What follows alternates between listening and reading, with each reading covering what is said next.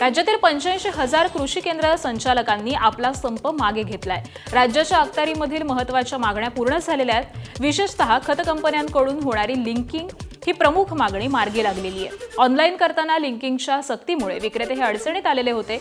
उत्तर प्रदेशच्या धर्तीवरती आता फक्त अनुदानित खतेच ही विक्रीसाठी ठेवावीत असा निर्णय झालेला आहे। ई पॉस मशीन बाबतच्या अडचणी देखील जाणून घेतल्यात। मागण्या मान्य केल्याची माहिती ही कृषी मंत्री दत्तात्रय भरणे यांनी दिली आहे।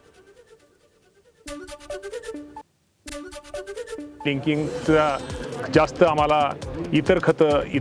आम्हाला अनावश्यक खतं ही देणे आमच्या माथी मारली जातात, आम्हाला दिली जातात। या बाबतीमध्ये निश्चित प्रकारे राज्याचे मुख्यमंत्री, दोन्ही उपमुख्यमंत्री यांच्याशी चर्चा करून की या बाबतीमध्ये उत्तर प्रदेशच्या धर्तीवरती जे आपले खत विक्रेते, खत दुकानदार आहेत, तिथून पुढे त्यांनी फक्त ज्यांना ते अनुदानित खतेच फक्त त्यांनी त्यांच्या दुकानामध्ये ठेवावेत, दुसरी खते त्यांनी तिथं ठेवू नयेत असा तो निर्णय झाला। त्यामुळे लिंकिंग महत्त्वाचा जो विषय होता त्या बाबतीमध्ये तो निर्णय आम्ही घेतलेला आहे आणि त्यांनी तो मान्य केलेला आहे। आणि आजपासून दुकानं पण तुम्हाला माहिती आहे की सगळी राज्यातली सुरू झालेली आहेत।